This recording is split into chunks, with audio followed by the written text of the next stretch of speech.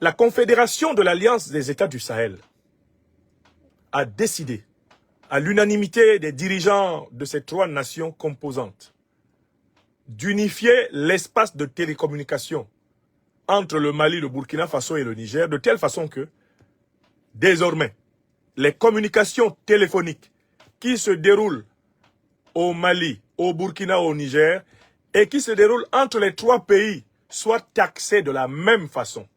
De telle façon que quelqu'un qui est à Bamako et qui appelle Niamey, ou quelqu'un qui est à Niamey et qui appelle Ouagadougou, eh bien, celui qui est à Bamako en appelant Niamey, c'est exactement comme s'il était en train d'appeler Kai au Mali. Celui qui est à Niamey en appelant Bamako, c'est comme s'il était en train d'appeler Zender au Niger. Celui qui est à Ouagadougou en appelant Niamey, c'est comme s'il est en train d'appeler Koudougou au Burkina Faso. Donc, unification totale de l'espace des télécommunications et bien de l'Alliance des États du Sahel. Quel est l'intérêt de cette décision et quelles sont ses potentialités extraordinaires? Écoutez-moi bien. J'ai relevé 5 points essentiels qui font l'intérêt de cette décision et qui font que les autres États africains paresseux, qui n'ont même pas pitié des peuples africains, devraient, ne serait-ce que sur ce point, s'inspirer de la Confédération de l'Alliance des États du Sahel. Premier intérêt, c'est une décision qui va baisser le coût des télécommunications entre ces pays, entre les populations de ces pays. Donc, le premier intérêt, c'est qu'il va y avoir réduction des dépenses, de frais de télécommunications de la part des acteurs individuels, des entreprises et même des États. Donc, réduction des dépenses.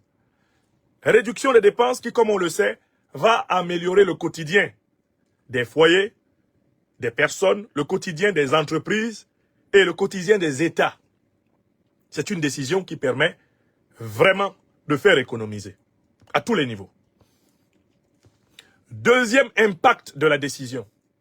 Cette décision va favoriser les interactions entre les acteurs individuels, économiques, politiques, culturels de la sous-région. Car il sera plus facile, sachant que par téléphone, tu ne payes pas plus en appelant ton frère à Ouaga ou à ton partenaire à Ouaga ou à Niamey. Tu ne payes pas plus. Cela va donc accélérer les transactions, non seulement sociales, le contact humain, mais cela va augmenter les transactions entre les entreprises privées, entre les institutions. Cela va contribuer à l'unification du marché socio-économique sahélien. Ça, c'est le deuxième point extrêmement important. Il y a un troisième intérêt de cette décision que viennent de prendre les trois pays de la Confédération de l'Alliance des États du Sahel. C'est que cela va leur permettre de mutualiser les moyens de télécommunication des trois États. Les trois États sont en train ainsi de mettre leurs agences de télécommunication en synergie. Or, quand on met les moyens de trois États en synergie, on a une plus grande efficacité qu'en les utilisant séparément. Donc, ceci va augmenter l'intégration institutionnelle des agences de télécommunication sahéliennes. Ça, c'est le troisième intérêt, la mutualisation des moyens de télécommunication. Mutualisation qui va augmenter l'efficacité de l'État. Parce que ça, c'est l'embryon de l'État fédéral sahélien qui commence à fonctionner comme ça. Vous avez vu une mutualisation qui est en cours au niveau du travail des télévisions. Vous avez vu une mutualisation qui est en cours au niveau de la construction des satellites. Vous avez vu une mutualisation qui est en cours au niveau des armées et qui est très avancée. Vous assistez là à une mutualisation des moyens de communication. C'est un troisième avantage. Quatrième avantage de cette décision fondamentale qu'il faudra mettre à l'actif de la présidence de la Confédération de l'Alliance des États du Sahel par le Mali et à l'actif de la bonne entente entre les présidents Goïta, Traoré et Tiani. C'est que la télécommunication étant un enjeu de sécurité et de défense, les trois États, en mutualisant leurs moyens, se donnent les moyens de mieux contrôler l'ennemi. Car l'ennemi, précisément, nous attaquent en Afrique en général et au Sahel en particulier en instrumentalisant les télécommunications. La mise en commun des moyens de télécommunication va augmenter l'efficacité de la réponse sécuritaire, de la réponse de défense aux attaques au système de communication. Donc, le quatrième intérêt de cette affaire est un intérêt de sécurité. C'est un intérêt militaire. Une meilleure défense de la région sera possible grâce à la mutualisation justement des moyens de communication. Enfin, il y a un cinquième élément. Cette mutualisation des moyens de télécommunication, cette mise en commun des systèmes de télécommunication, cette uniformisation des prix et des tarifs prépare le Sahel à la mise sur pied des satellites sahéliens de défense, de communication, de sécurité, satellites de défense, satellites de communication et satellites de prévention météorologique. Les 3 satellites qui ont été prévus vont pouvoir mieux fonctionner dans un espace sahélien qui a déjà été intégré sur le plan de la télécommunication. Ceci va faciliter donc la naissance de l'Internet et du web sahélien. Lorsque les 3 satellites prévus seront sur orbite, lorsque le Sahel aura réalisé ces 3 satellites, eh bien au sol, il aura déjà l'infrastructure nécessaire pour nous offrir l'un des Internets les plus puissants au monde. Car cet Internet va devenir le plus grand Internet africain. Écrivez ça. Écrivez. Tilana. Voilà ce qu'on appelle des dirigeants qui se soucient de leur peuple. Nous devons saluer, féliciter les dirigeants du Mali, du Burkina Faso et du Niger qui ont pris cette décision. Nous devons les féliciter et les encourager à aller au bout. Et c'est l'une des raisons pour lesquelles nous ne pouvons pas nous permettre de les laisser fragiliser par qui que ce soit. Depuis plus de 30 ans, je dis même plus de 60 ans, que ces pays sont dits indépendants, de telles avancées n'avaient jamais eu vraiment lieu. Ces États, vassalisés par le néocolonialisme et l'impérialisme, dominés par des valets locaux, des nègres de maison, ne prenaient jamais d'initiative de nature à émanciper et à rassembler positivement les Africains. Voici que la Fédération de l'Alliance des États du Sahel pose des actes qui permettent aux Africains de se sentir chez eux partout dans les 3 pays rassemblés. L'Union africaine existe depuis la fin des années 50, début années 60, sous la forme de l'OUA. 63, l'OUA. La CEDEAO existe depuis 1975. La CEMAC, la CEAC existe depuis très longtemps. Aucune organisation sous-régionale africaine n'a accéléré l'intégration des télécommunications au niveau où se positionne en à peine une année d'existence l'Alliance des États du Sahel. Voici encore un fait, voici encore un acte qui plaide pour la défense farouche de la stabilité, de la direction, du mouvement révolutionnaire panafricaniste au Sahel. On ne peut pas s'amuser à déstabiliser le président Goïta, le président Tiani ou le président Traoré sans s'attaquer par là même à la plus grande espérance en marche sur le sol africain. Est-ce que c'est clair? C'est ce que je voulais dire. Voilà encore la preuve que ceux qui rêvent de remplacer à court terme le président Goïta, le président Traoré ou le président Tiani ont tort. Ils ont tort. Car ils ne peuvent rien faire de mieux que ces 3-là. Au Mali, aujourd'hui, il n'y a personne qui peut faire mieux ce que le président Assimi Goïta fait que lui. Celui qui vous dit qu'il peut faire ça mieux, on va lui demander il était où avant. Parce que tous ceux qui disent qu'ils peuvent faire mieux là, ils étaient là avant. Et beaucoup ont exercé le pouvoir. Ils ont été ministres. Premier ministre. Avant. On les a vus. Ils étaient où avant? On va au Burkina. Il y en a qui pensent qu'ils peuvent faire mieux que le président Traoré. Mais ils étaient là avant. Qu'est-ce qu'ils ont fait? N'a-t-on pas vu Damiba inventer la théorie de la choséologie?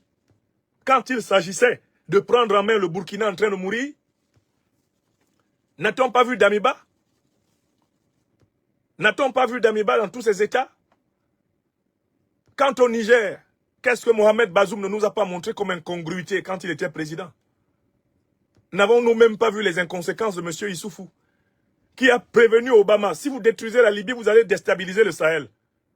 Et quand Obama attaque la Libye, détruit la Libye et déstabilise le Sahel, le même Issoufou se lève pour appeler Obama et ses amis de venir s'installer avec leurs troupes au Niger. Ça, c'est quelle logique, ça? Quelqu'un qui dénonce à Deauville en 2011, mai 2011, il dit à Obama, don't destroy Libya. If you destroy Libya, you will destabilize all Africa. Obama lui dit, no, we will finish the job. On va aller jusqu'au bout, on va détruire. Et quand Obama détruit la Libye et déstabilise le Sahel, Issoufou lui demande de venir s'installer au Sahel.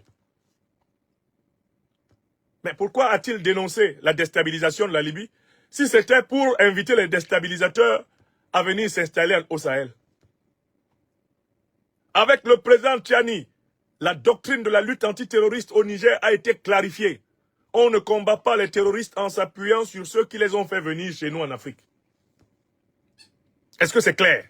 Merci à toi Aurélien Mandé. On ne combat pas les terroristes en s'appuyant sur ceux qui les ont fait venir chez nous en Afrique. Écrivez ça, Tilana Yomi. Écrivez ce que je viens de dire là. On ne combat pas les terroristes en s'appuyant sur ceux qui les ont fait venir chez nous, en Afrique. Ceux qui ont attaqué l'Afrique. Ceux qui ont attaqué, j'ajoute un peu de lumière ici parce que il y a un orage qui se prépare en Normandie et qui assombrit le temps naturel. Donc, on ne peut pas s'appuyer sur ceux qui ont armé les terroristes pour attaquer l'Afrique, pour combattre les terroristes qui nous ont envoyés. C'est vrai ou c'est faux? Voilà 3 dirigeants africains qui mènent une politique compréhensible, claire. Il n'y a pas de confusion dans leur politique. Ils sont là pour émanciper l'Afrique. Qui va se lever pour dire qu'il y a une confusion dans leur politique? Si ce n'est pas une confusion entre ses intérêts personnels et la question fondamentale, celle de la souveraineté de l'Afrique. Quelle confusion il y a là? Assimi Goïta, Traoré Ibrahim, Tiani, quelle politique ils font? Celle de la libération de notre continent. Oui ou non? Alors si c'est ce qu'ils font, toi tu veux les remplacer pour faire quoi? Tu es pressé de les remplacer pour faire quoi? Tu vas faire mieux qu'eux, mais il fallait faire mieux qu'avant. Parce que pour le moment, ils font mieux que ce que toi tu as fait avant. C'est vrai ou c'est faux? C'est vrai ou c'est faux? Ici, c'est le festival des vérités crues. Voilà une avancée. Dans ce domaine des télécommunications, là.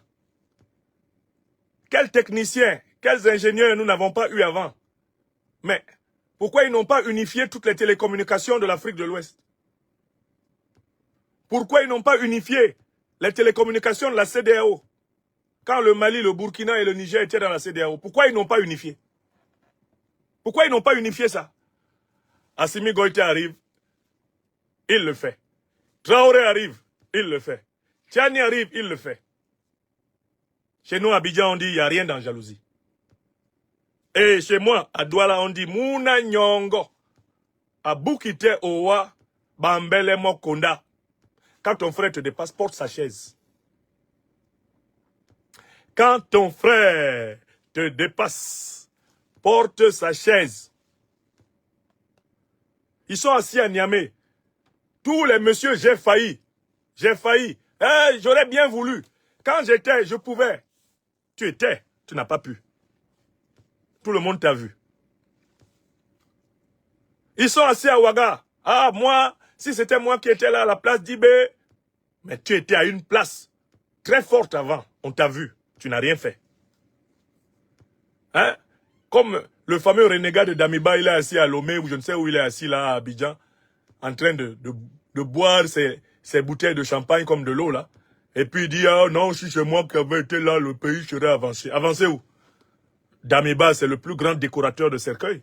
que le Burkina Faso ait pu trouver. En très peu de temps, il battait même le record du président Kaboré. Grand décorateur de cercueil. Tout son problème, c'était celui qui se bat pour la chose, c'est pour lui la chose. Non, vraiment, ceux qui rencontrent Damiba, il faut lui demander qu'est-ce que toi tu peux faire que tu n'as pas fait. Puis on a vu. Tu étais là, tu étais le président. 1, 2, 3, pour aller à New York. Aller faire un petit discours à New York. Tu fais une délégation de 100 personnes. Astaghfirullah. Damiba. Et c'est toi qui viens fatiguer le président Traoré maintenant. Oh non, il faut qu'il m'intègre. Il faut qu'on dialogue. Dialoguer quoi? Tu n'étais pas là. Tu étais président. N'eût été ton incompétence, ta lenteur d'esprit, ta procrastination. Mais tu serais toujours président de la transition. Parce que même ton coup d'État, le capitaine Ibrahim Traoré en son temps, il t'a aidé. Il t'a aidé, non? Tu ne pouvais pas prendre le pouvoir à Ouaga sans les unités dirigées par le capitaine Ibrahim Traoré. Mais il t'a aidé. Mais quand il a vu que tu n'es pas au niveau et que le pays était en train de clamser complètement, il t'a gentiment déposé. Et il est en train de faire un bon travail. Même toi, c'est vrai, tu es fâché parce que on a enlevé le champagne dans ta bouche. Donc ça coulait à flot, ça dégoulinait des deux côtés. Mais quand même, Damiba, quand toi-même tu dessoules là, et puis tu regardes ce que Ibrahim Traoré a réalisé depuis que tu es tombé, il faudrait qu'un ange te visite pour te dire le petit frère est brillant. Le petit frère là est brillant. Je dois porter son sac. Oui. C'est ce qu'on appelle l'humilité, l'honnêteté intellectuelle. Quand ton frère te dépasse, quel que soit son âge, porte son sac. Mouna Nyongo Abukite Owa, Bambele Mokonda. Osengi Boam. Nyambu Mame. Énorme longueur. Alamawe.